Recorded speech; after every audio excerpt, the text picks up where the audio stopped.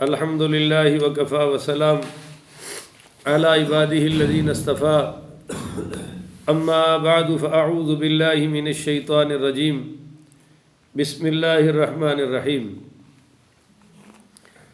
معزز سامعین،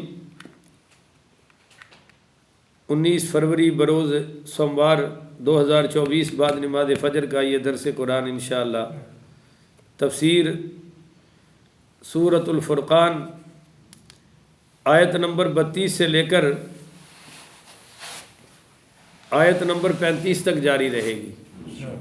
اللہ تعالیٰ سے دعا ہے اللہ شرح صدر کے ساتھ حق سچ بیان کرنے کی توفیق عطا فرمائے، اور اللہ تعالیٰ عمل والی باتوں پر عمل پیرا ہو کر زندگی گزارنے کی توفیق عطا فرمائے۔ کل یہ بیان ہوا تھا کہ وَكَذَلِكَ جَعَلْنَا لِكُلِّ نَبِيٍّ، اے حبیب اسی طرح ہم نے بنائے ہر نبی کے لیے دشمن من المجرمین، جرائم پیشہ لوگوں میں سے، وَكَفَى بِرَبِّكَ هَادِيًا وَنَصِيرًا،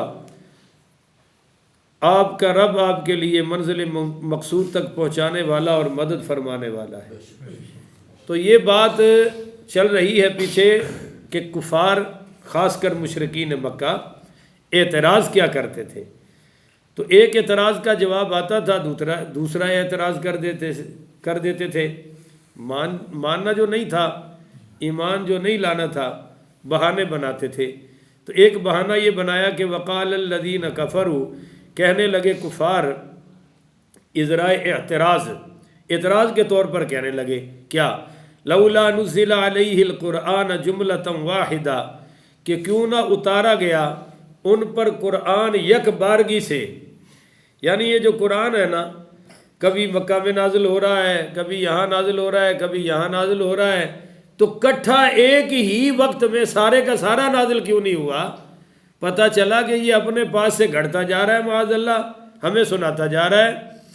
تو قرآن پہلے تھا بل ہوا قرآن مجید فی لوح محفوظ، لوح محفوظ پر، اور پھر وہاں سے ایک ہی رات میں اللہ تعالیٰ نے نازل فرما دیا، اور پھر حضور پاک پڑھیے صلی اللہ علیہ وآلہ وسلم پر جو نازل ہوا ہے وہ تقریباً 23 سال لگے ہیں اس پر، یعنی تدریجاً بتدریجاً، مگر آسمان دنیا پر لوح محفوظ سے ایک ہی رات میں اتار دیا گیا،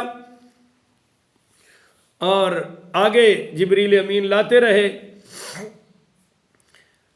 اچھا جی، آگے فرمایا کہ وقال الذین کفروا لولا نزل علیہ القرآن جملۃ واحدہ، یک بارگی کیوں نہیں نازل ہوا؟ تو کذالک، اللہ نے فرمایا اسی طرح ہی، یعنی میں نے نازل کیا تو میری مرضی چلے گی نا، تمہاری مرضی چل سکتی؟ ایک جواب دے دیا کہ لنثبت بہ فؤادک، اسی طرح کیا ہم نے کہ ہم مضبوط کریں اس کے ساتھ آپ کے دل کو۔ دیکھیے ایک اعتراض آ رہا ہے کہ آپ معاذ اللہ اللہ کے رسول نہیں ہیں، تو اسی وقت قرآن آ رہا ہے اور آپ کے دل کو تسلی مل رہی ہے کہ یاسین والقرآن الحکیم انک لمن المرسلین۔ اعتراض آ رہا ہے کہ معاذ اللہ آپ مجنون ہیں، شاعر ہیں، دیوانے ہیں، تو اسی وقت جواب آ رہا ہے کہ نون والقلم وما یسطرون ما انت بنعمت ربک بمجنون وان لک لاجرا غیر ممنون وانک لعلی خلق عظیم۔ تو جیسے جیسے قرآن کی ضرورت پڑتی جا رہی ہے ویسے ویسے قرآن تدریجاً سٹیپ بائی سٹیپ نازل ہو رہا ہے، تو اس سے کیا ہوتا ہے کہ آپ کا دل مضبوط ہوتا ہے۔ بولیے آپ کا دل مضبوط ہے؟ مثلا سوال ہو رہا ہے کہ جی روح کیا ہے، تو اب سوال ہو رہا ہے تو جواب پہلے ہی آ چکا ہوتا۔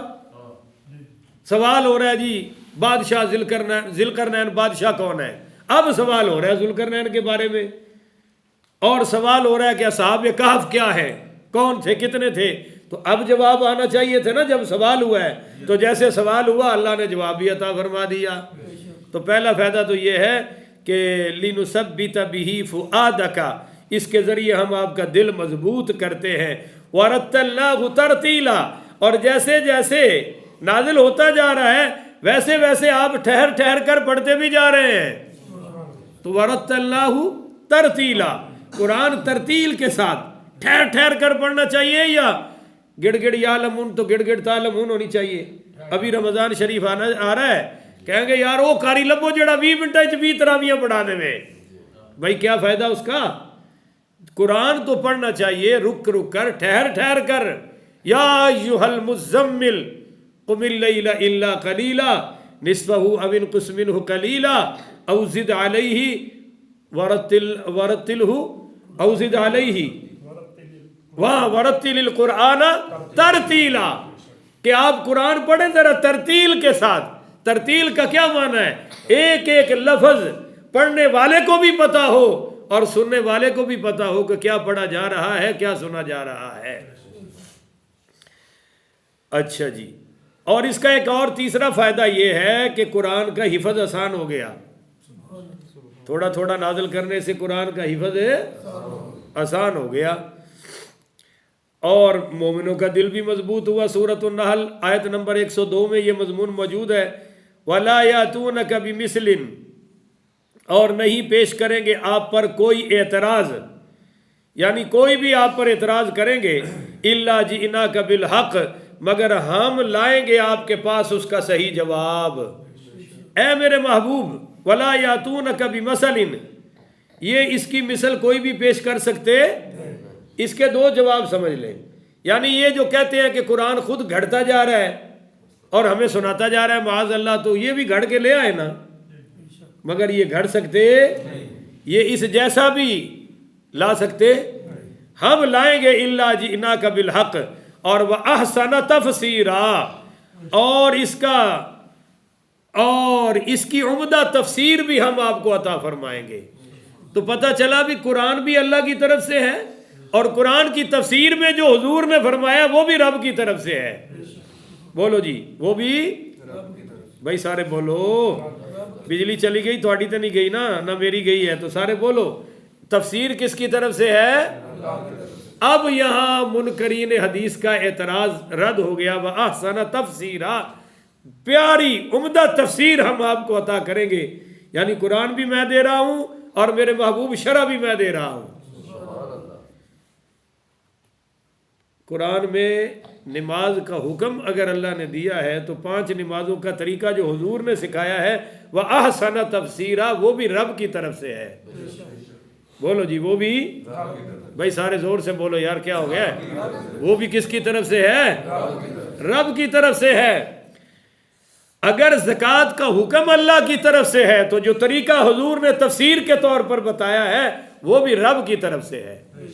ہاں، قرآن کلام بھی رب کا اور نازل کرنے والا بھی رب ہے، مگر حدیث کلام حضور کا ہے اور عطا فرمانے والا اللہ ہے. کہ وما ينطق عن الهوى ان هو الا وحی یوحى، کہ حضور اللہ کی مرضی کے بغیر کوئی جملہ بولتے. الذین یحشرون علی وجوہہم، جو اعتراض کو رد کر دے گی، یعنی وہ تفسیر ہم آپ کو عطا کریں گے جو اعتراضات کو رد کر دے گی. اب آگے بیان ہو رہا ہے جی، الذین یحشرون علی وجوہہم، جو لوگ ہانکے جائیں گے، لائے جائیں گے، علی وجوہہم، اوندے منہ، الی جہنم، جہنم کی طرف. جن کے منہ اسلام کے خلاف بہت زیادہ چلے ہیں نا، اور زبانیں بہت زیادہ چلی ہیں، ان کو اللہ کہتا ہے منہ کے بل، ان کی ٹانگیں اوپر ہوں گی اور یہ منہ کے بل چل کے آئیں گے. یہ اللہ تعالیٰ کی شان ہے کہ جس اللہ نے ٹانگوں سے چلنے کی توفیق عطا فرمائی ہے، چاہے ٹانگوں کو چلنے کا ذریعہ بنایا ہے، وہ سر پہ بھی چلا سکتا ہے یا نہیں چلا سکتا؟ سارے بولو، چلا سکتا ہے نا. اسی کا بیان ہے کہ الذین یحشرون علی وجوہہم الی جہنم، جہنم کی طرف ہانکے جائیں گے اوندے منہ. حضرت